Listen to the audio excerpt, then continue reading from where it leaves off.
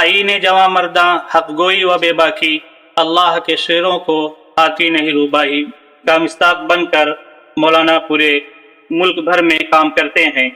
آج یہاں پر ہم نوجوان اکٹھا ہیں، ہم حضرت سے درخواست کریں گے اپنے ناصحانہ کلمات سے ہم سب کو نوازیں۔ الحمدللہ رب العالمین، الصلاۃ والسلام علی رسولہ نبی الکریم، اما بعد۔ میرے انتہائی قابل قدر بزرگوں اور ساتھیوں اور میرے عزیز نوجوان دوست، الفاظ نہیں ہیں جنہیں میں نقل کر سکوں۔ مولانا نے اور آپ کے ساتھیوں نے اور آپ سب حضرات یہاں جمع ہوئے، ایک بات اچھی طرح سے آپ سمجھ لیں، ہمارا یہ ملک بہت اچھا ہے، ہم لوگ جہاں رہ رہے ہیں، ہمارے لیے یہ ملک میدان عمل ہے۔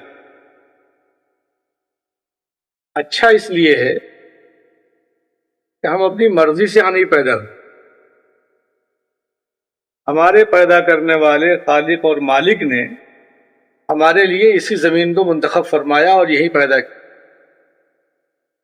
اگر ہم اپنی مرضی سے پیدا ہونا چاہتے تو مکہ مکرمہ میں، مدینہ طیبہ میں یا کسی اور مقدس شہر میں پیدا ہوتا۔ اللہ تعالیٰ نے جن لوگوں کو وہاں پیدا کیا ہے ان پر اللہ کا الگ انعام اور احسان ہے، ہمیں اس ملک پیدا کیا، ہمارے اوپر اللہ کا الگ انعام اور احسان ہے، میدان عمل ہمارے۔ تو پوری طرح سے اپنے ذہن کو اس کے لیے تیار کرنا چاہیے اور تیار رہنا چاہیے کہ ہمارے لیے سب سے بہتر جگہ یہی ہے جہاں ہمارے اللہ نے ہمیں پیدا کیا، اور یہ ہمارے لیے میدان عمل ہے۔ ہمیں اس داعیانہ کردار کو ادا کرنا ہے جس کردار کو ادا کرنے کے لیے جناب رسول اللہ صلی اللہ تعالی علیہ وسلم دنیا میں تشریف لائے۔ حالات کیسے بھی ہوں، اور بہت مشکل حالات سے ہم گزرے ہیں، بہت مشکل حالات سے۔ ہمارا یہی ملک 200 سال تک حالات کا شکار رہا، تب 15 اگست 1947 کو آزادی ملی، اور آزادی کوئی آسمان سے تحفے کی شکل میں نہیں اتاری گئی کہ آج 15 اگست کو آزادی کا ایک تحفہ پیش کیا گیا اور پنڈت نہرو نے لال قلعے سے اعلان کر دیا، ایسا نہیں ہوا۔ اس آزادی کو حاصل کرنے کے لیے اس کے پیچھے بے پناہ قربانیاں اور کوششیں، بے پناہ قربانیاں اور کوششیں، انہوں نے ہمت نہیں ہاری، وہ مایوس نہیں ہوئے، اور حالات ایسے تھے کہ داڑھی اور ٹوپی یہ بغاوت کی علامت تھی۔ داڑھی رکھنا جرم تھا، ٹوپی سر پہ ہے تو بغاوت کی نشانی، اور جنازے کو بنا نماز جنازہ دفنا دیا جاتا تھا اسی ملک میں جہاں ہم آپ ہیں۔ اللہ تعالیٰ نے حالات کو تبدیل کیا، انقلاب پیدا ہوا، ہندوستان کی آزادی کے بعد دنیا کے 54 ممالک کو آزادی ملی۔ آزادی جیسی نعمت وہ وہی لوگ سمجھ سکتے ہیں جو آزاد ہیں، اور غلامی کو وہ لوگ جانتے ہیں جو غلامی سے جو گزرے ہوئے ہیں۔ ہمیں آپ کو اندازہ نہیں، کیونکہ آزادی ہمیں ایک طرح سے تحفے میں ملی ہے، بزرگوں نے قربانیاں دی، آزادی مل گئی۔ ایمان کے لیے اللہ تعالیٰ نے ماں باپ مسلمان پیدا کیے، ایسے گھر میں وہ مسلمان تھے، وہاں سے ہمیں مل گیا۔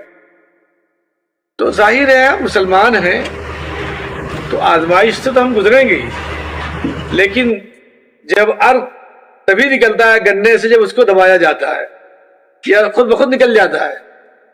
گنے سے عرق جب نکلے گا جب آپ اسے دبائیں گے، اور وہ بھرا ہوا ہے عرق سے۔ آم کا جوس کب نکلے گا؟ جب آپ دبائیں گے اسے پوری طاقت سے۔ تو جب بھی آزمائشیں آئیں، بڑے بڑے لوگ پیدا ہوئے، انقلاب برپا کیا، ملک کی آزادی حاصل ہوئی، ملک میں اسلام ایسا لگتا ہے جیسے کبھی اسلام میں کسی طرح کوئی دشواری ہی نہیں تھی۔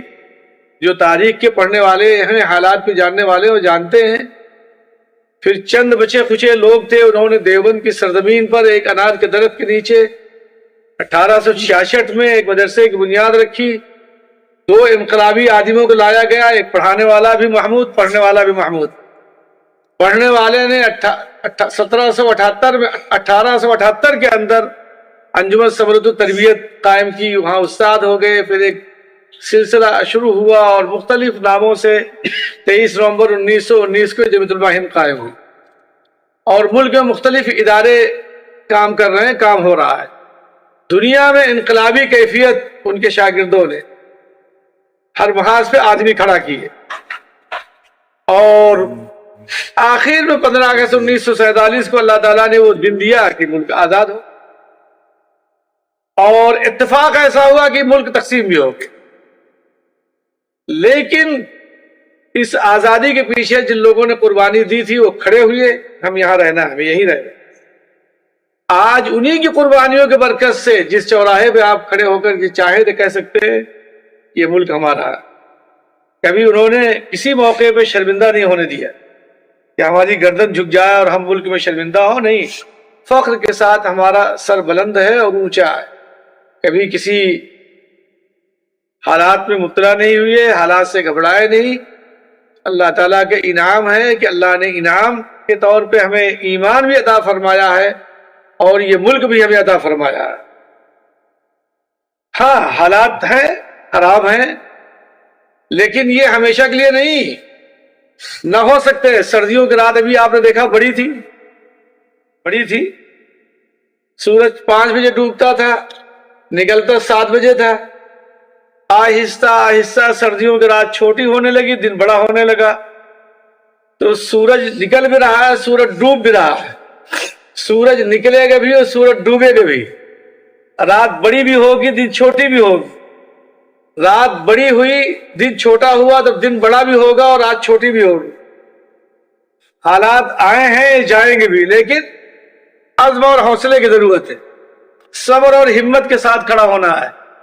مایوسی جائز نہیں کسی بھی طرح سے۔ جرم ضعیفی جو ہے یہ بہت بڑا جرم ہے، جرم ضعیفی سے بڑا جرم کوئی اور چیز نہیں۔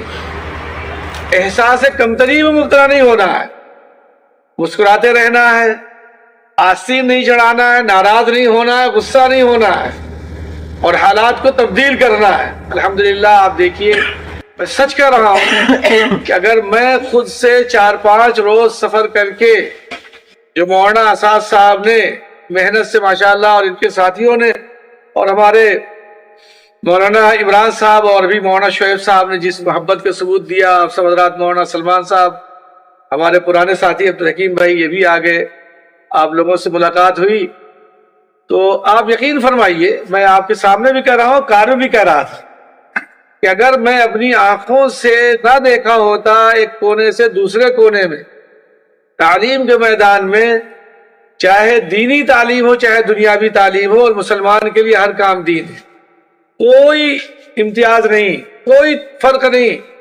کسان کسانی کرے، تاجر تجارت کرے، مزدور مزدوری کرے، استاد پڑھائے اور وہ امامت کرے، چاہے عیدین کی، چاہے جمعے کی، چاہے عام نمازوں کی، اگر نیت درست ہے تو ہر کام میں اللہ کی رضا مقصود ہے تو ثواب اس کو ملے۔ ہر کام مسلمان کی عبادت ہے، ہر عمل مسلمان کی عبادت ہے۔ بہترین تاجر تجارت کرنے والا، بہترین حلال کمائی کمانے والا، حلال مال کھانے والا، حلال رزق حاصل کرنے والا، اگر وہ اس جذبے کے ساتھ کما رہا ہے کہ اس سے جو کچھ کمائیں گے اپنے بچوں پہ خرچ کریں، اس سے جو کچھ کمائیں گے اللہ کے راستے میں خرچ کریں گے، اپنے والدین پہ خرچ کریں گے، تو وہ اللہ کے ہاں اجر ہے، عبادت ہے۔ تو آپ جہاں بھی ہیں، حد یہ ہے کہ آپ دوڑ لگائیے، دوڑیے، چلو بھائی دوڑتے ہیں، ہمارا جسم مضبوط ہو، ہم صحت کے میدان میں اچھے ہوں۔ اگر کمزور ہوں گے تو کون پوچھے گا؟